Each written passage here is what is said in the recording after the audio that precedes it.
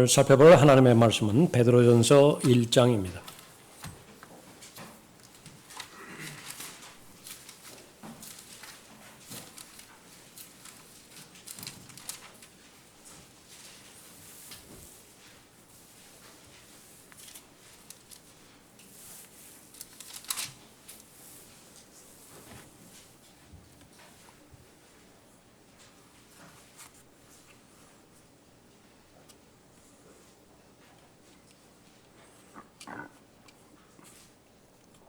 베드로전서 1장 18절부터 21절까지 받도록 하겠습니다.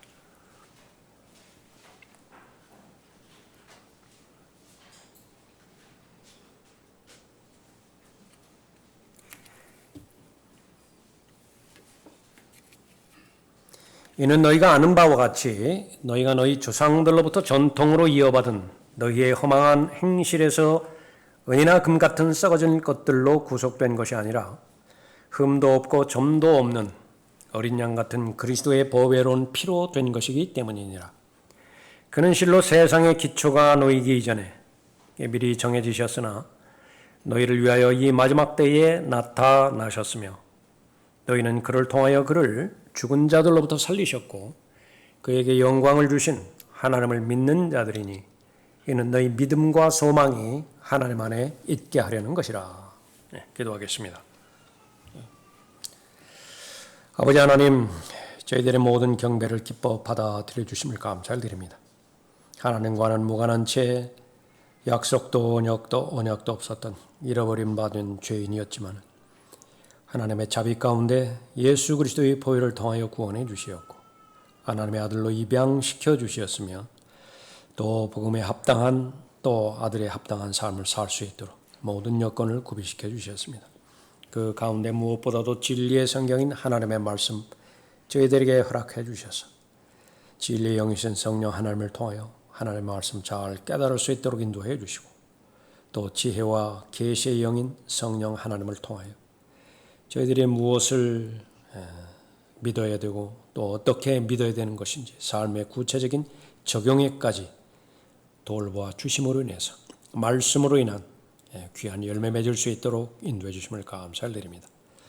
그 모든 기초가 되어지는 것은 우리 주 예수 그리스도이시며 또 구원의 마지막 완성하시는 분도 바로 주 예수 그리스도이심을 주님 앞에 고백을 드립니다.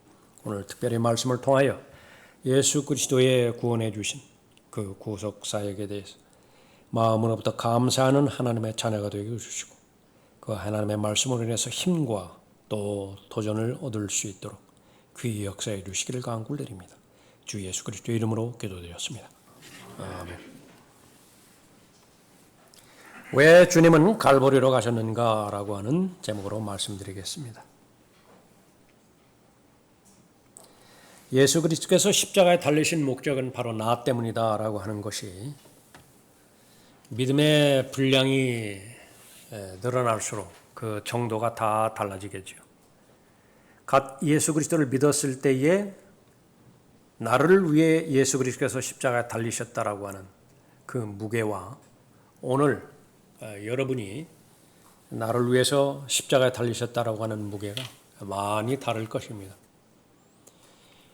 그것은 하나님과 무관하게 인생을 살아가는 사람의 관계 가운데서도 발견되지요. 철없던 때에 아버지의 희생, 어머니의 희생, 어렴풋이 아는 부분이지만은요, 이제는 철이 들고 자신이 아버지의 또 어머니의 위치에 계속 그 자리에 서서 이제 자식들을 부양하고 가족을 꾸려갈 때에 더 많이 알아갈 것입니다.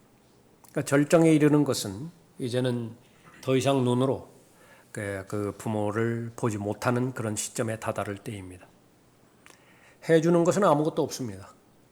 그냥 존재할 뿐이지만은 그 존재하시는 분이 이제 돌아가셨다라고 그 사건이 나한테 이루어졌을 때에, 그러니까 그거보다 더 큰 사건이 없죠.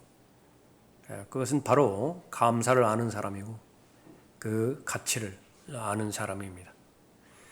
그러나 하나님은 어떤 면에서 인간의 부모와 비교가 될 수 있는 분입니까? 거의 비교가 되지 않는 분입니다. 무엇을 하시든 다 올바른 일을 하신 분이고요. 철저하게 자녀의 유익을 위해서 그 행하신 분이신데 내 지금의 상태가 예수님께서 왜 갈보리로 가셨는가? 그냥 무덤덤하다. 심각한 죄 가운데 빠져 있는 것입니다. 사람이 살아가고 있는 것은 은혜와 감사의 덕목으로 살아가는 것인데 은혜가 멎어버렸어요.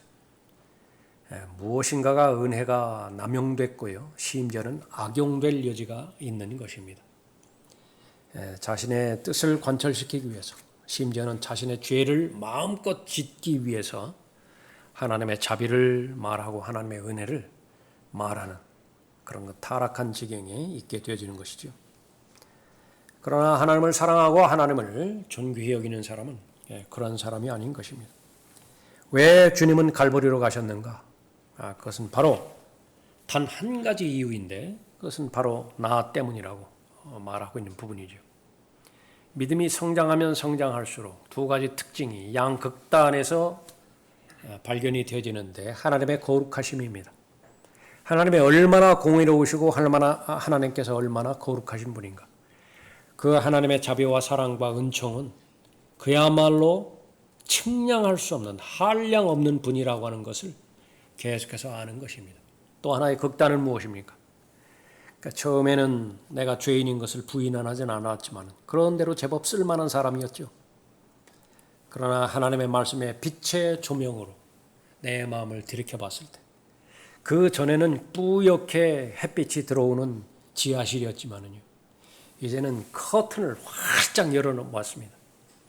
그랬더니 그 강렬한 햇빛에 의해서 얼마만큼 먼지가 내 시야를 가리고 있는 것인지 숨이 턱턱 멎을 편이라고요. 그러나 그 지하실은 똑같은 지하실이었습니다. 커튼이 드리웠던 그 상태나 커튼이 제껴진 상태나 그러나 그것이 바로 내면의 증거가 되어지는 것입니다.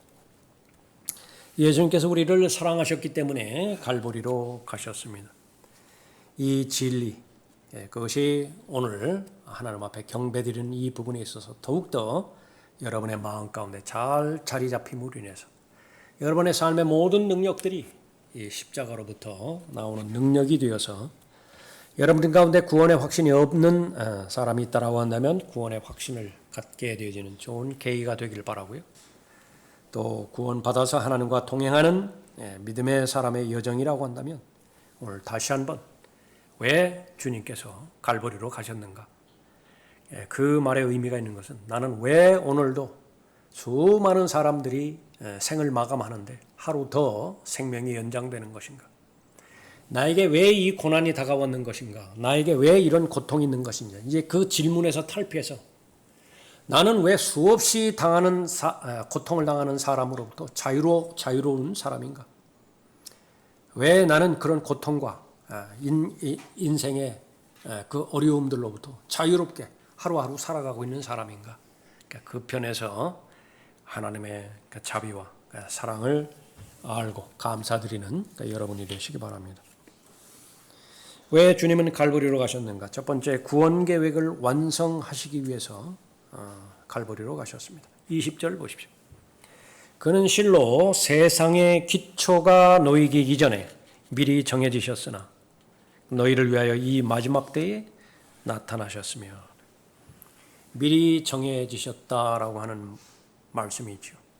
하나님께서 미리 아신 것이고요. 하나님께서 미리 계획하신 것입니다. 예수님이 무엇을 하실지 아셨을 뿐만 아니라 십자가에서 죽도록 계획하셨다라고 하는 부분이죠.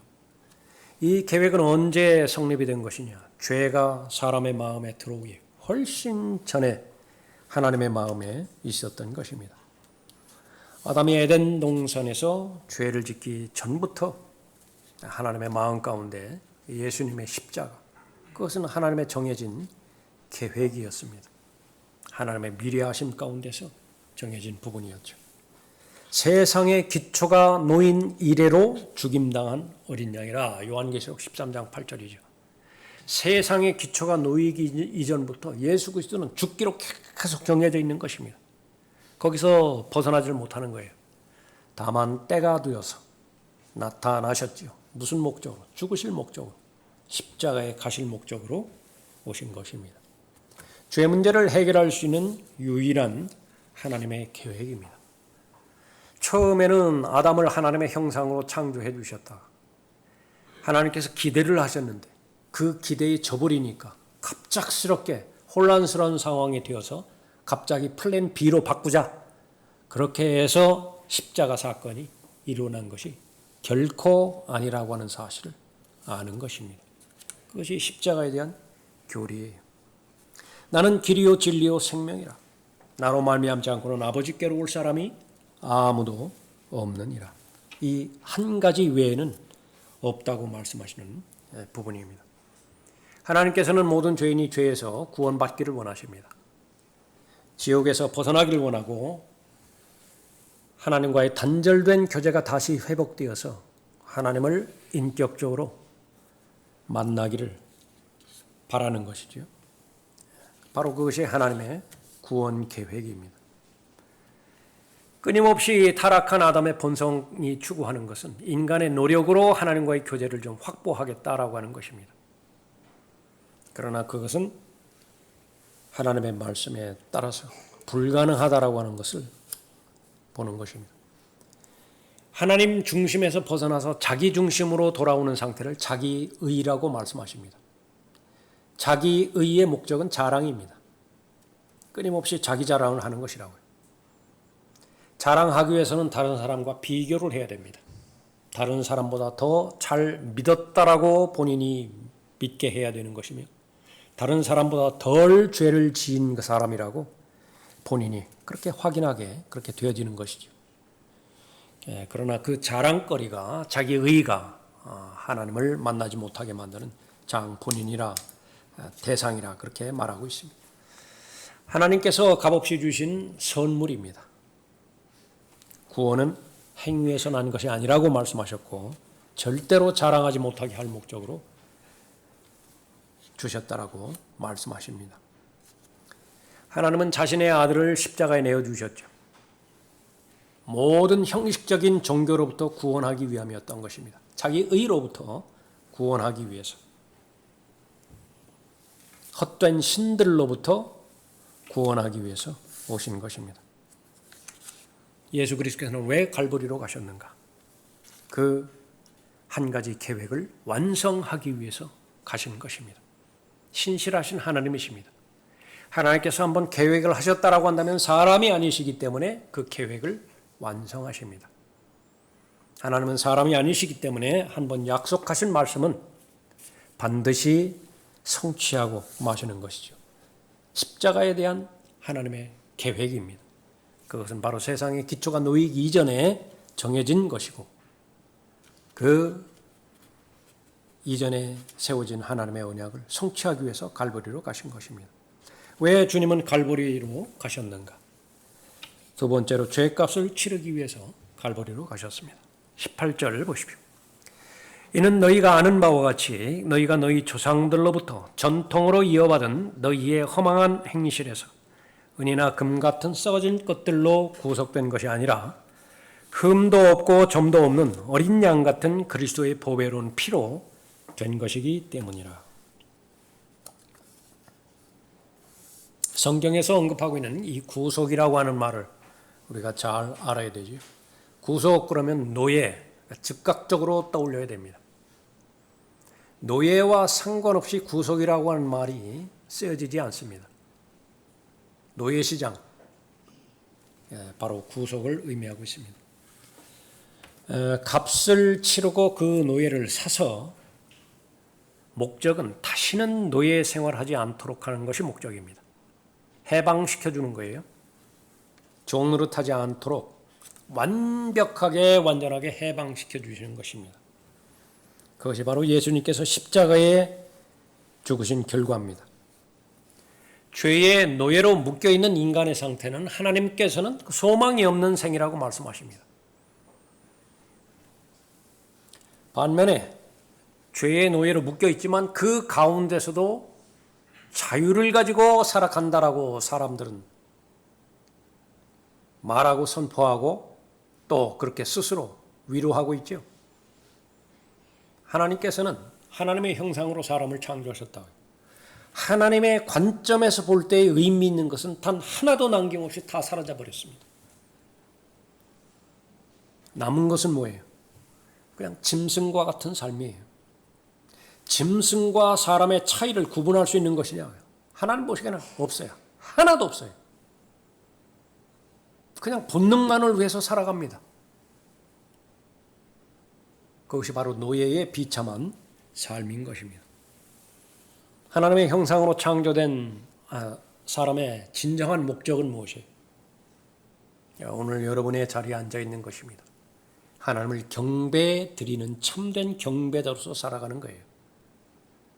그건 똑같은 것은 하나님을 섬기는 자유를 얻는 것입니다. 마음껏 하나님을 섬길 수 있는 자유가 있는 사람. 그 사람은 창조의 목적대로 지음받은 사람이에요. 그러나 그 두 가지가 배제가 되었다. 참된 경배자로서의 삶을 살아가지도 못하고 하나님을 섬기는 그 부분에 있어서도 자유롭지 못하다. 그러면은 하나님께서 인정하시는 진정한 자유는 빼앗긴 사람입니다. 해방되지 못한 것입니다. 그것이 바로 구속이에요. 자유를 주기 위해서 값을 치르고 사 주신 것입니다. 몇 번 말씀드린 것 같지만 인생을 살아가는 데 있어서 이 구원을 잘 인식하는 것 가운데 하나는 빛과의 관계 가운데 있습니다. 로마서에서도 말씀하시죠. 정말로 행복한 사람은 어떤 사람이냐? 영적으로도 그렇고 실제 삶으로도 그렇게 빚 문제가 해결되는 것입니다. 빚 문제가 해결되는 거예요. 한 번쯤은 그러한 고통 가운데 있어 볼 필요가 있습니다. 왜 그러냐 그러면 교실 수업만을 통해서 우리는 진리를 배울 수 있는 그다지 현명한 사람이 못 되기 때문에 그렇습니다. 그렇게 강한 사람이 아니에요. 그래서 오히려 그런 처절한 상황에 내몰린 상황이라고 한다면 여러분이 강한 믿음을 가지고요. 하나님 앞에 감사드리십시오. 왜 그렇습니까? 정말로 빚을 탕감받은 구속의 은혜가 무엇인지를 다른 어떤 사람보다도 더 잘 알 수 있기 때문에 그렇습니다. 평생 갚아도 갚지 못할 빚 가운데서 그렇게 인생을 마치는 사람도 있을 것입니다. 그러나 하나님 앞에 감사하십시오. 그러한 인생의 삶은 아무리 오래 간다 하더라도 죽음으로 다 종결돼 버리는 것입니다. 죽음으로 다 끝나는 거예요. 죽음 이후에 계속 변제 문제를 가지고서 국세청에서 채권자가 가지고 올 사람은 없습니다. 그러나 죄라고 하는 것은 영원히 존재하시는 거룩하고 공의로운 분 앞에 지은 빚이기 때문에 그분이 죽지 않는 한, 그분의 공의와 그분의 정의가 변질되지 않는 한 영원히 갚아야 됩니다. 감당할 수 있겠습니까? 그것을 감당할 수 있는 사람이 어디 있어요? 그런데 바로 예수 그리스도의 보혈은 그 구속의 모든 빚 문제를 해결할 수 있다라고 말씀하고 있는 부분입니다. 동산의 모든 나무에서 나는 것을 내가 마음대로 먹을 수 있으나 선과 악의 지식에서 나무에서 나는 것은 먹지 말라. 내가 거기서 나는 것을 먹는 날에는 반드시 죽으리라. 오늘날도 마찬가지입니다. 모든 비극은 어디에서 오는 것이냐? 하나님의 준엄한 경고를 받아들이지 않아요. 반드시 죽으리라 그랬으면 죽는 거예요. 몸이 죽는 것으로부터 시작해서 그 즉시로 영이 죽어서 하나님과의 교제가 단절되어졌을 뿐만 아니라 하나님과의 교제가 단절되었다라고 하는 것은 저주 가운데 저주입니다. 왜 그렇죠? 영원한 형벌에 들어가는 거예요. 살아있는 혼이라 물질로 구성된 것이 아니라 죽음이 없습니다. 살아있는 혼이라고 하는 것은 존재 자체가 무로 돌아가지 않아요. 여호와의 증인들, 혼의 멸절, 애니힐레이션, 그건 마귀가 던져주는 소설이에요. 그런데 사람이 자신을 안위하려 하다 보니까 급급하니까 그 교리를, 거짓 교리를 붙잡아 버리는 것입니다. 하나님을 믿지는 않지만은 그래도 죽어버리면 모든 것이 다 없어져 버리고 사라져 버린다고 하니까 반갑지요. 반갑잖아요. 죽음으로 다 빚 문제가 해결된다라고 보니까. 그걸 한번 죽는 것은 사람들에게 정해진 것이지만 그걸로 끝이 아니라 그 다음에는 모든 결산이 지금 기다리고 있는 거예요. 그 빚 문제가 그대로 가지고 간다. 그것이 바로 하나님의 법정에서 벌어지는 하나님의 심판의 구체적인 결과인 것이지요. 그 부분을 감당할 수 없는 부분들을 하나님께서 예수 그리스도를 보내주심으로 인해서 해결된 것입니다. 다 이루었다. 예수 그리스도께서 말씀하셨을 때 그 가운데 포함된 것은 빚을 다 갚았다. 죄의 빚을 다 갚았다. 말씀하고 있는 부분입니다. 하나님께서는 대리자를 통해서 하나님의 권위를 행사하고 계십니다. 그 대리자 가운데 하나가 사탄이 마귀입니다. 죄의 심판을 대행하는 대행자로 그 마귀를 하나님의 종으로 삼으신 거예요. 죄에 대해서는 저주의 대상이죠. 하나님의 진노의 대상이죠. 그런데 그것을 위임을 받았어요. 마귀에게는 권리가 하나 있는데 모든 죄인을 저주할 권리가 있습니다. 그냥 저주를 퍼붓는 거예요. 하나님께서 막으시는 대상이 있습니다. 그 저주를 막으시는 대상이 있다고요. 그 막으시는 그 부분들을 철회시키면, 허용을 해버리면 그럼 마귀의 저주 가운데 저주받는 것입니다. 내가 예수 그리스도를 믿지 않는데도 계속해서 살아있는 것은 마귀가 쏟아붓는 그 저주를 하나님께서 막으셨기 때문에 그래요. 그것을 우리는 하나님의 자비라 그렇게 설명하고 있죠. 언제까지 하나님의 자비 가운데서 계속 자신의 삶을 위태위태하게 하루하루 연장시켜 나갈 것입니까? 그 사실을 아는 사람이기 때문에 복음을 증거하려고 하고 또 생명을 증거하려고 하는 것입니다. 어제 토요일입니까? 금요일입니까? 그때로부터 연휴가 시작되었죠. 집단적 마귀들림이요. 최소한 1년에 2번 있는 것인데 사람들 잘 인지하지 못해요. 우리나라는 지금 집단적 마귀들림 상태에서 그냥 흥청망청 휩쓸려 가고 있는 그런 상황입니다. 예. 그리스도인들, 특별히 이번을 계기로 해서 더욱더 그 사실을 인정하고 평상시에도 잘 하고 계시겠지만 더욱더 말씀과 기도에 전념하십시오. 그리고 그 기회를 잘 활용하세요. 잘 선용하세요. 수요 기도 모임에 한 형제가 기도 부탁했던 것처럼 복음을 증거할 수 있는 기회, 여건과 상황을 잘 조성해 주시라고. 이겨야 됩니다. 예. 시간이 지나면 지날수록 마지막 날이 가까우면 가까울수록 믿음은 이제는 흔적조차 없어요. 믿는다라고 하는 사람들 입장에서도 정상적인 믿음을 소유할 수 없는 것인데 모두가 다 십자가가 흐려져 버렸기 때문에 그렇습니다. 십자가는 하나의 장식품이 교회 예배당 지어놓고 그 위에 그 지어놓고요. 밤이면은 거기에 불 켜놓고. 십자가는 죄 문제를 해결하는 곳인데 가장 가벼운 죄 문제 하나 해결할 수 없는 것이 바로 오늘날의 십자가에 해당되어지는 부분입니다. 염소와 송아지의 피로 아니하고 오직 자신의 피로 한 번 성소에 들어가셔서 우리를 위하여 영원한 구속을 이루셨느니라. 이 구약시대 때에 율법하에 있었던 사람들은요, 허망한 행실로 구속을 받아야 됐습니다. 그것은 율법을 말하는 거예요.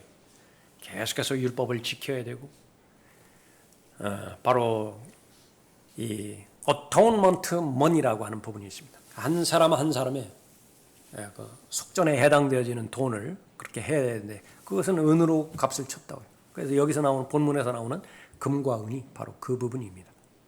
한계가 있죠. 죄들을 덮을 수는 있지만은 죄들 자체는 제거할 수가 없는 것입니다.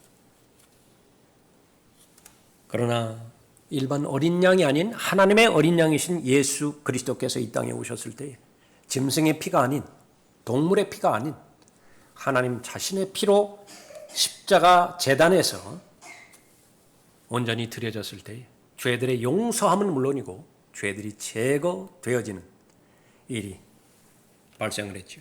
그 사건은 한 번 일어났지만 영원히 유효합니다. 여러분의 믿음을 현실적으로 한번 생각해 보십시오. 믿음이 있느냐 없느냐라고 하는 것은 마음의 상태를 결정하는 것인데 믿음이 없다라고 한다면 불안하다고요. 사람들과의 관계도 마찬가지죠. 그 계약이 위태위태하면 그 계약이 완성될 때까지 서명하고 도장 찍을 때까지 얼마나 조마조마합니까? 하나님의 말씀도 마찬가지입니다. 갈보리 십자가의 사건을 통해서 주어진 하나님의 언약, 죄들이 용서받은 사람을 가장 행복한 사람이라고 하나님께서 말씀하셨는데 나는 내 죄들이 제거된 것, 용서된 것, 그것보다 더 기쁜 일이 있는 것인가? 아니면 그럼에도 불구하고 여전히 내 마음을 짓누르고 내 마음을 무겁게 만드는 그런 삶의 요소들이 있는 것인가? 다시 한번 우리가 질문해야 됩니다. 예수님은 왜 갈보리로 가셨는가? 죄값을 치러주기 위해서 가신 것입니다. 죄 문제에 대해서는 얼마만큼 심각한 문제였느냐 그러면요. 하나님을 가장 잘 알았던 이스라엘의 관점에서 보면 그 죄 문제를 해결하는 일 외에는요 거의 손에 잡히는 일들이 없어요. 제사장들이 있죠. 제사장들은 죄 문제와 관련돼서 하나님께서 제정하신 율법을 행하는 대상자들입니다. 누구를 대신해서 제사 드리나요? 한 사람도 예외가 없어요. 모든 사람들을 대상으로 해서 제사 드리는 것인데 자그마치 주의 명절만 7번이 있습니다. 물론 뭐 한가위 무슨 그 설날 이런 거 한두 번 말고 7번이 있다. 그 가운데 구체적으로 5가지 제사가 있죠. 그것이 1년 12달을 채우는 거예요. 그것이 주 업무입니다. 죄 문제를 어떻게 하면 해결할 수 있는 것이냐. 예수 그리스도는 하나님의 오른편에 이미 앉으셨죠. 다 끝내셨습니다. 그것이 갈보리에서 이루어졌던 그런 일들이었죠. 죄가 너희를 주관하지 못하리니 이는 너희가 율법 아래 있지 아니하고 은혜 아래 있기 때문이라. 죄의 법에서 자유로워졌고요. 하나님의 진노와 지옥의 형벌에서 자유롭게 되어져 버렸습니다. 이제는 하나님을 자유롭게 섬길 수 있는 위치가 되어져 버린 것입니다. 그래서 예수 그리스도의 말씀을 따라서 동행하고 예수 그리스도를 잘 배운 사람, 지금까지 몰랐던 진짜 자유를 알게 되었고 경험하게 되었다 말씀하십니다. 예수 그리스도의 제자가 될 때만이 알 수 있는 진리가 있다고 말씀하십니다. 가말리알 통해서 그 거의 완벽한 율법을 배우고 알았을 때에는 몰랐던 자유가 있어요. 예수님을 알았을 때에만 아는 자유가 있는 것입니다. 그 자유가 하나님의 자녀들을 자유롭게 할 것이다. 세상의 풍조로부터 자유롭게 될 것이고 여러분의 육신의 생각으로부터 자유롭게 해줄 수 있는 능력이 있습니다. 가장 큰 자유는 무엇이냐? 세상이 십자가에 대해서 어떠한 평가를 내린다 하더라도 옆 사람이 십자가에 대해서 어떠한 자세와 태도를 가진다 하더라도 내가 처음에 십자가를 통해서 가졌던 하나님의 은혜에 하나님의 사랑에 대한 마음의 자세 변함이 없는 것입니다. 예수 그리스도는 왜 갈보리로 가셨는가? 그것은 바로 죄값을 치르기 위해서 가신 것입니다. 마지막 세 번째, 예수님은 자유를 주기 위해서 십자가로 가셨던 것입니다. 18절 보십시오. 이는 너희가 아는 바와 같이 너희가 너희 조상들로부터 전통으로 이어받은 너희의 허망한 행실에서 은이나 금 같은 썩어질 것들로 구속된 것이 아니라 허망한 행실라고 하는 이 부분은요 그냥 헛된 행실이에요. 모든 것이 허망하다고요. 그 결과 놓고 봤을 때 20절로 보십시오.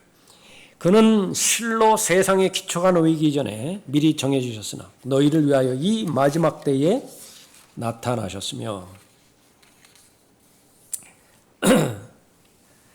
너희를 위하여 이 마지막 때에 나타나신 분이라고 말씀하셨는데 너희를 위하여 참된 자유를 허락하기 위해서 오셨다라고 말씀하십니다. 자유의 목적은 한 가지입니다. 하나님을 섬기는 거예요. 그 전에는 하나님을 섬기지 못했다고요. 더럽혀진 양심 때문에. 그러나 양심도 정결하게 되었습니다. 영이 거듭나게 되었죠. 이제는 주와 합하는 영이 되었습니다.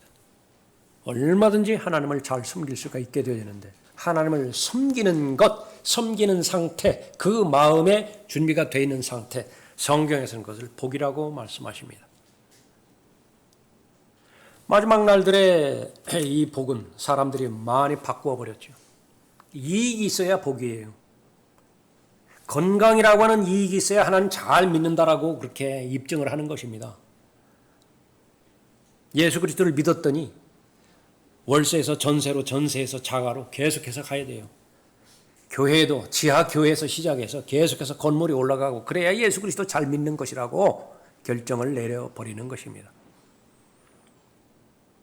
하나님께서는 하나님의 자녀가 구걸하며 살기를 바라지 않습니다. 그 어느 부분보다도 마음껏 향유하며 살기를 바라요. 다만 조건이 우리가 한 가지 조심하기만 하면 됩니다. 건강하고 등이 따뜻하고 배부를 때 하나님 부인하지만 않으면 돼요. 하나님께서 보장해 주시는 것입니다. 그러나 진정한 하나님께서 말씀하시는 복의 근원은 무엇이냐? 그것은 늘 하나님과 함께 있는 것입니다. 하나님을 사랑하는 사람은 하나님의 말씀을 사랑하는 사람이죠. 하나님을 사랑하는 사람은 말씀이 실행되어지는 하나님의 사역을 사랑하는 사람입니다. 세 가지는 구분될 수 없어요. 하나님을 사랑한다라고 하는데 하나님 말씀 사랑하는 것에 괴리가 있다라고 한다면 바로 잡아야 되고요. 하나님 사랑하고 하나님 말씀 사랑하는데 지역교회가 어떻게 돌아가는 것인지 거의 무관심하다. 바로 잡아야 돼요. 그 지역교회가 하나님의 말씀을 실행하고 하나님의 말씀을 준행하는 지역교회라고 한다면 반드시 관심을 가져야 됩니다. 그런데 그러한 모든 부분으로부터 공허하게 만드는 것이 바로 종교예요. 하나님께서는 공허한 허망한 존재로부터 자유를 허락하기 위해서 갈보리로 가셨던 것입니다. 허망한 행실, 그것은 바로 공허한 무가치한 행실이라고 하는 것을 말하고 있는 것입니다. 수고를 많이 했는데 헛돼요. 얼마나 안타깝습니까? 그렇게 시험 공부 많이 했는데 떨어졌어요. 그 사람만이 알겠죠. 있는 거 없는 거 다 팔아가지고 투자했는데 계속해서 주가는 떨어집니다. 그 사람만 알겠죠. 감당하다 한다가 못하면 이제 극단적인 결단을 하고 그렇게 하기도 하는 것입니다. 아무 소용이 없는 결과를 가져온 것에 대한 허망함은요, 그것을 경험할 때에만 압니다. 나무나 짚이나 그루터기로 열심히 지었는데 불을 통과했을 때 잿더미만 남아버렸어요. 그때서야 눈물 흘리게 되어 있습니다. 그러나 현명해지라는 거죠. 현명한 건축가가 되라는 것이에요. 굳이 설계 도면을 따라서 그거 다 완성하고 완공한 다음에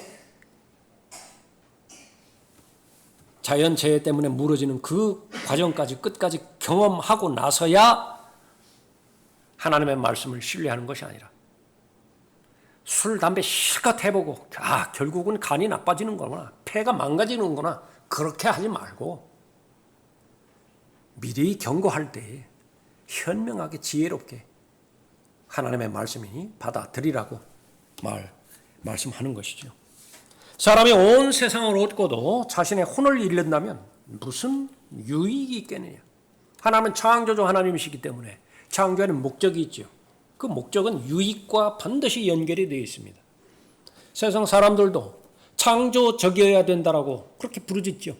특히 요즘 AI 시대에 이제 학교 교육에도 한계가 있고 무슨 학위나 그런 자격증이나 그런 부분도 이제 한계가 있죠. 한결같이 부르짖는 것은 창조적이 되어야 된다라고 하는 것입니다.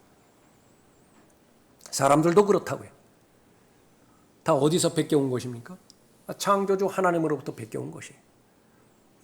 10사람이면 10사람 모두가 다 독특하다고요. 10사람은 10사람 모두가 다 하나님의 믿음의 분량에 따라서 받은 은사가 다 다르다고요. 하나님께서는 어떤 사람을 다른 사람과 대체시키지 않는다고요. 세상처럼 사람 한 사람 한 사람을 기능으로 여기지 않기 때문에 그렇습니다. 그 한 사람을 절대로 바꾸지 않아요. 온 세상을 다 뭉쳐놓다 하더라도 한 사람의 혼을 절대로 바꾸지 않습니다. 그런데 그 한 사람이 가지고 있는 가치관이요, 하나님께서 인정하시는 유익과 무관한 상태로 돌아간 거예요. 다 허망한 결과를 위해서 자기 눈에 올바른 길로, 자기 눈에 맞는 대로 멋대로 걸어가고 있다. 갈보리 십자가로 가신 목적이 무엇입니까?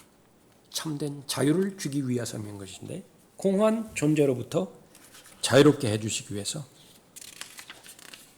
가신 것입니다. 또 하나는 끝없는 영원한 저주로부터 자유롭게 해주시기 위해서 갈보리로 가신 것입니다. 인생이 70년, 80년이라고 한다면 믿어도 되고 안 믿어도 돼요. 인생이 70년, 80년, 그게 전부라고 한다면 아무거나 믿어도 돼요. 더 나아가면 인간처럼 살아도 그러고 짐승처럼 살아도 아무 상관이 없습니다. 그러니까 사람들은 스스로 모순에 빠지는 거예요. 70년, 80년의 생애가 전부라고 하는데 왜 인간답게 살라고 그렇게 말하죠? 왜 억눌러야 돼요? 왜 통제해야 됩니까? 그러니까 그렇게 살면 다 끝나버리는 것인데 마음껏 살아야 되지. 그래서 포스트 모더니즘 그 사람들이 오히려 더 솔직한 거예요. 지금까지는 이성의 힘으로 막 억누르고 자신을 억누르고 그렇게 해서 법과 질서와 윤리 가운데서 그렇게 자신을 노예화시켜서 종속돼서 살아왔다라고 한다면 이제는 다 해방되라고 말해요. 느끼는 대로 살아가고 감성이 따라가는 대로 살고 자신의 마음이 호소하는 대로 그렇게 살라고 해요. 그 정직한 표현입니다. 사실이라면 말이죠. 그런데 문제는 어떻습니까? 악인은 지옥으로 돌려질 것이요. 이 말이 무서우니까 모든 지옥을 무덤으로 다 바꿔버렸잖아요. 그렇다고 해서 지옥이 무덤으로 바뀌어지나요? 악인은 지옥으로 돌려질 것이요. 하나님을 잊어버린 모든 민족들도 그러하리라. 이 가운데서 예외되는 사람이 누가 있었겠어요? 그러나 하나님의 자비와 은총 가운데서 예수님께서 십자가로 가셨기 때문에 영원한 형벌로부터 자유롭게 되어졌던 부분입니다. 지옥은 고통의 장소입니다. 비참한 장소이고요. 고난의 장소이고 후회의 장소이고 갈증이 있고 외로움이 있고 끝없는 고통의 연속이라고요. 아이러니하게 지옥에서는 모두가 다 복음을 외칩니다. 주 예수 그리스도를 믿으라. 그리하면 너와 내 집안이 구원을 받으리라. 계속 외치고 있다가 외치고 있어요. 누가복음 16장이라고 하는 하나님의 진리의 말씀에 의하면 그래요. 절대로 이곳에 들어오지 말라고 하는 말이에요. 지옥은 마귀조차 싫어하는 곳이라고. 그런 영원한 형벌로부터 구원해 주신 것이 바로 예수 그리스도의 구속 사역인 것입니다. 모든 것을 바꾸기 위해서 예수 그리스도께서 오셨던 것입니다. 내가 그들에게 영생을 주노니 그들은 영원히 멸망하지 않을 것이며, 이 말을 좀 이해를 많이 해야 됩니다. 영원한 멸망이 무엇이냐? 시간이 지나면 지날수록 이 말씀이 다가오는 그 무게가 더 무거워져야 됩니다. 더 깊어져야 됩니다. 영원한 멸망? 영원한 멸망? 후회 가운데서도 잠깐 후회하는 것이 있는가 하면 영원한 후회가 있죠. 그걸 배워야 돼요. 영원한 후회가 도대체 무엇이냐? 예수 그리스도께서 오신 목적은 영원히 멸망하지 않을 것이며 또 아무도 나의 손에서 그들을 빼앗지 못할 것이라 말씀하고 있는 것입니다. 요한계시록 21장에 대표적으로 기록되어 있는 영광으로만 가득 찬 그 희왕찬란한 새 하늘과 새 땅, 그것이 바로 갈보리 십자가를 가신 예수 그리스도의 보혈을 믿는, 적용하는 모든 사람에게 적용되지는 본향입니다. 영원한 집이죠. 바로 십자가를 통해서 이루어 주시는 것입니다. 예수님은 자유를 주기 위해서 십자가로 가신 것입니다. 그리스도인은 예수 그리스도를 따라가는 사람입니다. 다른 말로 하면 오신 목적대로 살아가는 사람이죠. 예수님께서 나를 위해 죽으셨습니까? 예수님께서 나보고 말씀하십니다. 이제는 내가 나를 위해서 죽을 수 있느냐고. 그런데 그 예수 그리스도를 위해서 내가 죽는 그 과정을 통과했을 때는요, 모두가 다 나의 유익으로 돌아온다는 사실을 하나님의 약속의 말씀을 통해서 다시 우리에게 주시는 것이죠. 죄를 없애기 위해서 오신 분이고 마귀의 일들을 멸망시키기 위해서 오신 분이고 모든 세상에 주는 두려움, 그 두려움 가운데서 죽음이라고 하는 두려움이 가장 크죠. 거기서 자유롭지 못하면 평생 노예예요. 그런데 해방시켜 주시기 위해서 오셨다라고 말씀하시죠. 종합해서 그곳이 한 장소, 갈보리 언덕에서 이루어졌는데 그 한 장소에서 다 이루어졌다. 그러면 이루어진 그 사실이 나에게 그대로 적용이 되어지는 것이냐? 믿음이 있는 사람, 믿음이 입증되어지는 사람이겠죠. 여러분에게 물어보십시오. 여러분은 여러분 자신을 위해서 영원부터 하나님께서 계획하신 세상의 기초가 놓이기 이전에 갈보리로 가셔야만 됐던 예수님은 그 하나님의 계획을 실행하기 위해서 십자가로 가셨는가? 바로 나 때문에. 하나님 앞에 저지른 죄, 그것이 바로 영원토록 갚지 못할 부채였는데 그것을 단번에 영원히 갚아주시기 위해서 구속의 결과 자유를 주기 위해서 십자가로 가신 분이 바로 예수 그리스도인데 그것이 바로 나를 위해서 가신 것인가? 여러분은 승리하고 계실 것이라고요.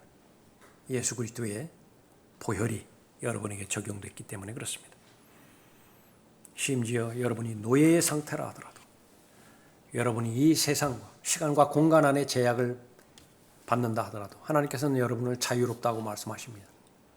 특별히 죄로부터 자유롭고 세상의 풍조로부터 자유롭고 또 암울해지는 더 악해져만 가는 세상의 앞날에 대해서도 자유로운 것입니다. 현실적으로 최선을 다해서 하루하루 살아가는 것이 그리스도인의 생활이지만은 그러나 그 자신의 마음만큼은 늘 하늘에 고정되어 있고 다시 오셔서 우리를 데려가실 예수 그리스도께 마음의 초점이 맞춰져 있는 것이죠. 그것은 바로 십자가의 군병입니다. 예수님께서 왜 십자가로 가셨습니까? 예수님께서 왜 갈보리로 가셨습니까? 초청 시간에 여러분이 답을 하십시오. 나 때문에 가셨습니다. 나 때문입니다. 기도하겠습니다.